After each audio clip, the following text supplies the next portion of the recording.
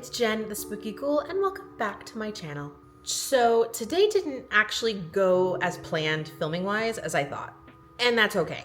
I did go out. I did go on my spooky spring Gothic Easter hunt, but man, it was crowded. Because we've had the kind of cold snap the last couple of weeks, I seriously feel like this was the first weekend all Floridians like crawled out of their shire hole and like entered society. It was crazy. So it really wasn't conducive to filming. It just didn't translate well on camera. And yeah, I was like, forget about it. Let me just focus on what I want to do and then we'll figure it out later. So instead of forcing that footage, I wanted to reframe the video and bring you here, which is the end of my day, where I can actually talk to you and show you and tell you where I'm at. Ooh, pause real quick. I have to go check. I'm making ground turkey on the stove. Be right back. Hey y'all, this is Jen from the future. As I'm sitting here in my pajamas editing the video, I realized that I didn't finish filming the intro for the video. I mean, I did start one. It's just that I had to check on the ground turkey. And then when I came back, I'm honestly just blaming the turkey. So I wanted to pop in really quick and just set some expectations for what you're about to see. So for today, it was really all about finalizing, the spooky spring colors, the textures, and really the aesthetics that I'm going for this year. I did pick up some necessities. I picked up maybe one or two base pieces, I believe. I got some craft supplies because I was running crazy low. I got some paint, some brushes, which I'll show you later on in the video. Also, I do dig into my old Easter tub to see which ones are going to get the recycling DIY treatment. So if you want to hear my thought process and begin to see this Easter spooky spring come together, then you are in the right place. So without further ado, grab a drink and a snack, sit back and relax like I am, and let's get spooky.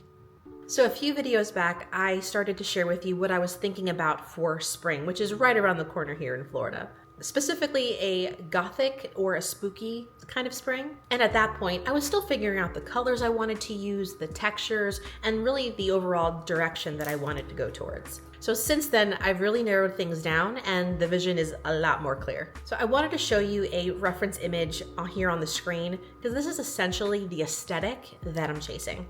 Check the turkey and I turned on the light because we were losing light. Where was I? So I did shop at Hobby Lobby today where I got pretty much everything that I'll need, at least for now. So let's go ahead and I'll show you the haul. It is smelling yummy right now.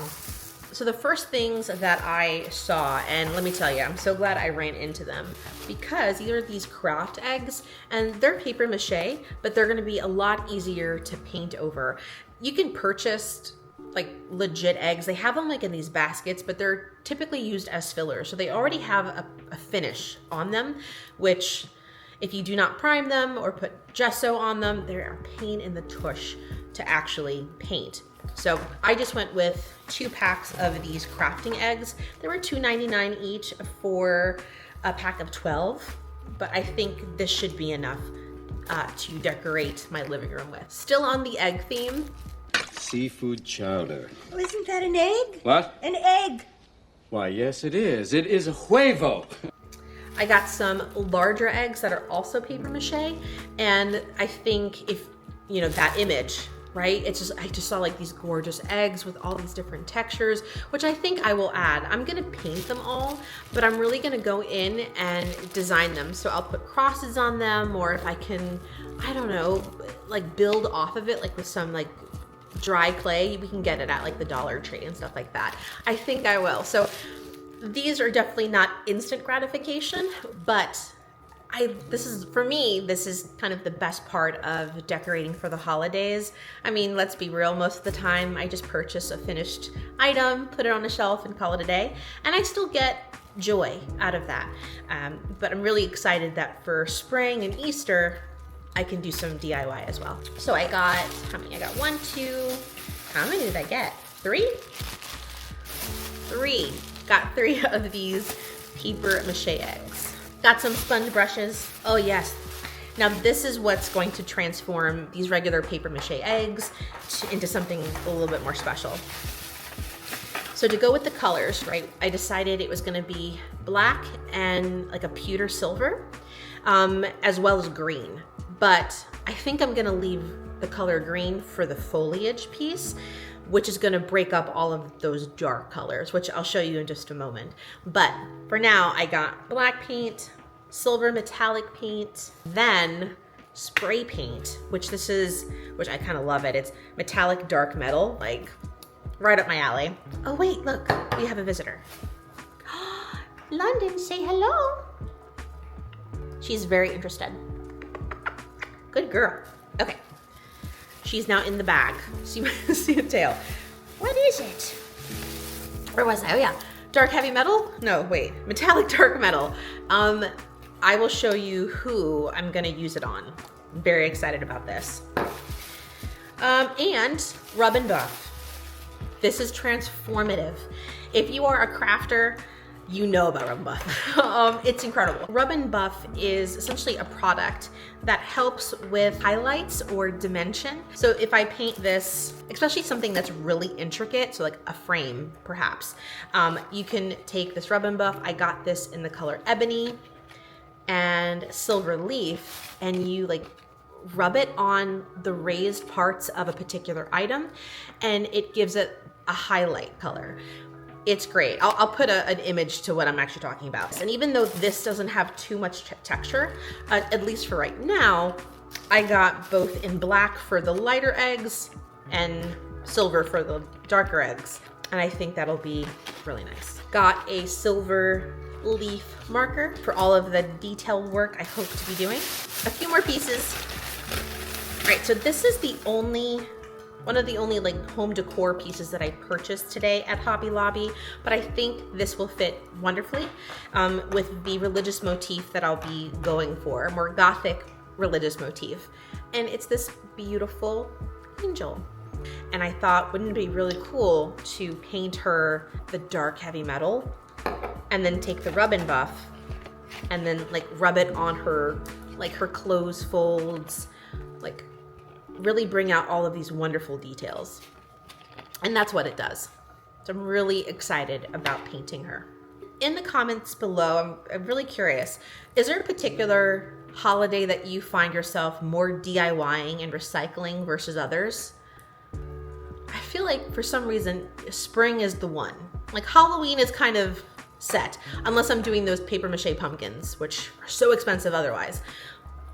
And then like Christmas, I don't really DIY in Christmas. I feel like the spring holidays, I DIY a lot. Mostly because I don't see the aesthetic that I want in stores. You just kind of have to make it yourself. So the next thing I purchased was a bushel of bushel. What is this? Bushel of bushel. It's just floral. I think this is a fern. I'm pretty sure it's a fern. And this was $13.99, but it was 40% off, and I think this was probably the most expensive thing I got today. But I'm gonna take it apart and use it, you know, to kind of decorate and stick and hopefully make a base. But I love these colors. Enough out of you. Where am I gonna put it? Right there. All right, a few more pieces. Home stretch. Got some ribbon. It's a beautiful green. It's the perfect green. And I have an idea of what I'm gonna do with this. We'll save that for a future video, but had to have a ribbon. And then the last two pieces I got today were these like sticks, curled, what are these called exactly? Curled sticks, they're a pack of two. I like the texture of it. And that was the haul from Hobby Lobby. It was pretty decent, a lot of crafty stuff, but I think the pieces that I had is going to add to the pieces I already currently have in the garage, which I can show you what I'm gonna be turning, keeping, recycling, all of that. But first, let me go check the turkey again, and then we'll be back for that. 1 second. Cooking and filming at the same time. My goodness. Whew. I brought in all of the Easter decor that I've collected over the years. It's just one tote. But looking back, I'm like, okay, there's absolutely like potential here. So let's dig in. Let's see if I can show you here. Then I'll bring it to you. First and foremost, we are not doing any of the cutesy pastel stuff. So essentially everything in this bag. Oh wait, we do have some bunnies here. They're cute. Hold on. Let's take a look. All right. Now we do have pops of color. So I might incorporate orange. Maybe. I think it all depends on how everything else turns out. If it's too dark, then I'll either, because I will be having white. I'll be having like white, black, silver, and then my textures are the wood pieces, the ferns, the greens, the florals. So I think it depends on how that looks, that if I do need a little bit more pop of color, I got these little carrots that I can use too. And they are fillers, but if I can stick them, rearrange them, I think it would look really nice. This guy, my black rabbit. Now this was actually terracotta. Where did I get this thing from? Oh, Walmart. I got it at Walmart. Yeah, and I just painted it black. So I probably will do some rub and buff on this particular rabbit just to bring out, because right now it just looks so like one-dimensional. I'll more than likely use the rub and buff on all of his nose, just so you can see the detail, the finer details of this hair rabbit. I need to find out what makes, like what's the difference. Oh no, we lost an ear. Oh, he's a misfit rabbit. Oh, bummer. I can maybe E6000 him. I probably could. To be continued. Well, that stinks. That's all right. Oh yes. I got another one of these rabbits, which I did paint as well. If you kind of look really close, it does have beautiful texture already. So I don't think there's much that I'm gonna do with him at all. He's gonna stay. He's gonna stay. He was originally blue, and I painted him black. We need more black spring decor, right? Same thing for this little guy. Definitely using him. He was also blue, and I painted him. But I think he's really cute. I like how he has cross paws. Reminds me of London. So cute. London's my cat, if you didn't know. This is a beautiful piece. I got this Home Goods, I think, last year. I love how Victorian it looks. And this is pretty much classic Victorian. If it was Gothic Victorian, so more of like the darker, more dark damask palette, it would be a yes. I'll just save it for another year, but I do love this rabbit print. It's so pretty. Standard white rabbit. This will be good for contrast. I'm not gonna be painting him. He is gonna remain white. This will help break things up a bit, I think. Oh yes, our first victim, I mean potential. This little guy, I think I got him either Michael's or the Dollar Tree, I'm not sure. But he's a standard gold rabbit. We're not about that gold life, so I am more than likely will paint him that silver, that pewter. Very nice. Oh gosh. Remember I told you that we had that ugly fat rabbit? Oh, it's here, it's here. Look at this unit. Look at this baby. Look at it. Isn't that terrifying in the best way? Look at its butt. So cute. So I will not be painting him. This is Ken's, and he shall remain whatever he is. He's safe for now. Got some weird stuff in here. Oh my lord. You guys. Oh wait. Yeah, no, that's not happening. Okay, this is the Cucamonga. This is the guy that I am most excited to transform. Oh my god. Okay. Look at him. Isn't he beautiful? He looks like a big chocolate rabbit. So this guy, he is going to get the metallic dark metal treatment. He already has, like, he's textured as well, so I'll probably have to go into this with some rub and buff to bring out more details once I spray paint him. But yeah, this guy is gonna be the centerpiece to something. I think that's that. Everything else in here is weird, like very cute, but definitely not part of the Gothic aesthetic. I'll put it in perspective. I got a pink rabbit in here.